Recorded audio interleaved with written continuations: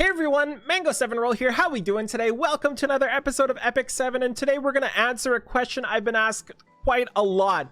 And that question is, what do I pick with my new ML Selector? So we're going to go through the options, all stuff like that, and talk about what you might want to take and why, and specifically which ones I've found useful and where I end up using them. We've also got a 4 to 5 star artifact ticket. I thought that was going to be a little more exciting than that, but it wasn't. Speaking of artifact tickets and summoning, one of the ways I'm able to summon is because our sponsor of the day is NordVPN, and you have 9 hours, 31 minutes, and 53 seconds as of this video to claim this deal. And it's a service I've used quite a while now. It's used for a lot of things. Like, some people use it for Netflix to kind of change which region you're in. If you're in Canada, change it to the US where they actually have good shows. Tons of stuff like that, cheap air flights, all those shenanigans that I'm sure you've heard a ton. But the thing that I personally use it for is whenever there's a game I want to try out that's not available in Canada. You can try out games in Japan, in Korea, in China, all those things that aren't usually available that kind of block you by IP. And that's what I use this for. And of course, 68% off for a 2-year deal. And you can see information secure. You all know it's secure, right? Protects devices, hides your stuff. Because it's in Panama, they also don't have logs. So depending on what you're doing, you can hide that. Look, even PewDiePie likes it.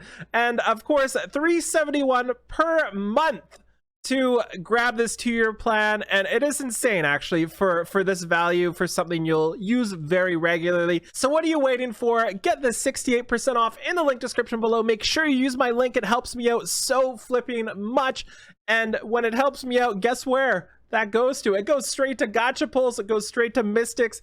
You know the deal. So thank you so much. Make sure you get it in the link description below. Enjoy. Okay, let's go through our thought process here. First off, we're gonna do is recall. I am definitely doing this. I want these 10 Mola back so badly. I don't use CDOM. I love her, I just don't use her.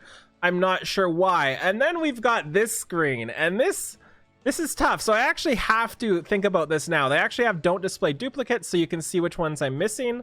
And let's just go through top to bottom. So Shadow Rose is one of the characters I'm actually missing. I've not used her before, but I do see people use her in one-shot teams, but it's not something I would personally be interested in. It's just, I don't think she makes enough of a difference to warrant taking here. We then have Watcher Shuri as well, another character that's really, really good at one-shotting things, but I don't know if he's one of the ones I would take, just because not the type of character I want to use. But if you're looking for somebody who just one-shots people with his skill 3 here, he's got the decreased or penetrates defense, definitely a worthwhile choice if you're looking for that specific slot. Speaking of another, and a lot of these units are like this, they're very specialized, right? So depending on what you want. Akali is another one, extremely high cap on her gear. So you need really good gear to make her do well. And honestly, everyone I fight just kind of fizzles out. It's the exact same thing with Sid as well. These two units, both fantastic, but both very, very gear dependent. I actually think Sid is in a better position than Akali right now. They're both kind of used for openers, both used for sniping, and just overall, if you need that sort of thing, maybe that's one you can pick as well. Kitty Clarissa, definitely a great choice too, especially for things like Hall of Trials and PvE, but she's also got use in PvE as well.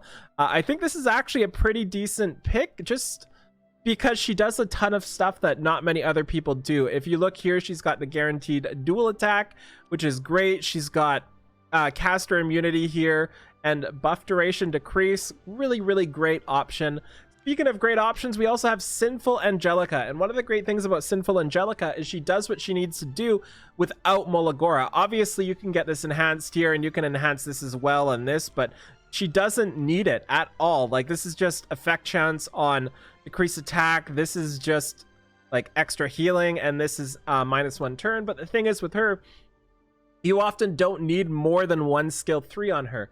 She's also really good for one-shotting for one-shotting Wyvern, but again, really high cap on the gear level there, not specifically for Sinful Angelica, but for the other people there. Definitely a really, really good option right now as well, and I wouldn't be sad taking her if I didn't have her. And speaking of people that are just kind of nuts, so Champion Zerato is still nuts. He's one of the characters I lose to more often than not. He's really, really good for defense. He's really good for offense. He handles all those pesky characters. You've seen him destroy me more times than I care to admit, because I just get so angry at him, you know? I'm like, I can debuff him, it's gonna work, but no, of course it doesn't work. He's got such a high counterattack rate, transfers debuffs, just does such insane damage, such insane sustain, and stops a lot of the current problems in their tracks. And speaking of stopping a lot of current problems in their tracks, General Pergas also fits the bill here. I think he is my most used, I haven't looked at all the list yet, but he is my most used 4-star ML4 because of his passive. His passive is so good. Absolutely ridiculous passive. I personally use him for Wyvern 13, and I think unless you're one-shotting Wyvern 13, you should probably be using a Pergas team just because he speeds it up so much.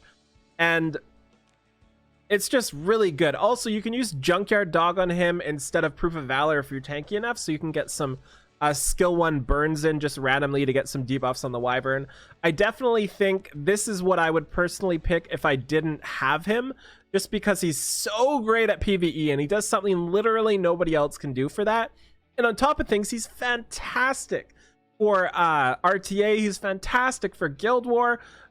He's great everywhere. And honestly, if you have a really, really, really well-geared Pergas that's just super tanky, you can toss him in Guild War. He'll tank all the Rylets. He'll tank all the Arby's.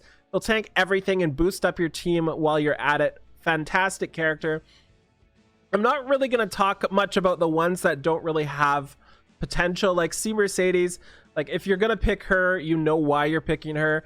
Same with BBK. There's just better options for cleavers right now. And this is an interesting one. Guider Aether is actually who I think I'm going to pick. And the reason being, if you feed Guider Aether a bunch of Aethers, either way, if you feed him a bunch of duplicates and get him triple S, you can sell him for 70-ish transmit stones, which is honestly what I think I'm going to do. I'm missing 2 of the units and I'm not going to use them specifically. I don't want to mention this because people get angry when I do, but specifically because of Molagoras. Like, I wouldn't mind trying out Shadow Rose, but not without getting this up here and not without like some extra turn cooldown here. And I'm just not willing to spend Molas on her. So because of that, I think I'm taking Guider Aether just for that extra 70 transmit stones. Those are really valuable. Fighter Maya is somebody I think that lost a lot of weight recently, specifically because General Pergas is so good. They function in the same sort of slot, whereas General Pergas is like just better at things and also better at PvE. And I think this is going to be the most picked unit right now just because it's the one people don't have. General Koana, or Great Chief Koana, amazing design, not so great of a unit. So this is somebody you're going to be taking just because of waifu or filling out those hero journals. Cdom, I mean, no. Ooh, God, those are big. I forgot how big those were. That's insane. Wonder Silk, kind of just lackluster. I've tried her out. I just don't like her. I like her a lot, but I just can't get her to work. Benevolent Roman, another opener that I think is pretty great, but I don't know if it's the type of unit I personally want to grab. Again, specifically because having all of these Molagoras, I might try him out without that, but I actually don't have him, so he's the one I should pick, but I just don't want to. Shooting Star Arcades is somebody who will help out in Guild War offense depending on what type of unit comps you use, but not somebody I super recommend taking on something as valuable as this. Same thing as Rin, very selectively useful, but not really worth taking. Roaming Warrior Leo sucks. I keep trying to get him to work. Crozet is somebody who's popping up recently, and sorry if I'll go through them all again really quickly with my actual things. I just want to get like brief discussions on each one first. Crozet is somebody who's just fantastic at protection and really great in all sorts of content right now as well. specifically PvP related, obviously. Maybe he's somebody you want to pick, but again, I'm having trouble using him because I have so many units I want to Molagora right now. Like, that's the thing you have to think of with these. I'm not just mentioning it to complain. I'm mentioning it because it makes a difference, right? If you're taking Troublemaker Crozet, you're gonna need this. You're gonna need some here. You're gonna need these, right? So you're needing to invest like 10 plus molas into him just to really use him. And speaking of not needing molas, Auxiliary Lots is probably the one you should pick. If you don't have him, between him and Pergas is what I would personally recommend. Because, oh, actually, I forgot about the one at the bottom. We'll talk about that in a second. You don't need molas here. You don't need them here. It helps, but you don't need this whatsoever. And you don't need this either. It helps, again, to get the -1 turn cooldown sometimes, but you don't need them at all. The Oxlots functions 100% just fine without any Molagora, and you can get him to Friendship 10 and upgrade some of his abilities, right? Definite insane unit. He's not only good for PvP, literally everywhere. You see me use him all the time, but you never know what you can do with them with weird shenanigans with the artifact that reduces the cooldown, right? So I love this guy. He was my first ever ML4, and he is bonkers, and he will be bonkers forever. I don't see anybody ever really outdoing this, and if they do, that character is going to be an ML5 and insane as well, and you'll probably still use them together. So we have Dingo.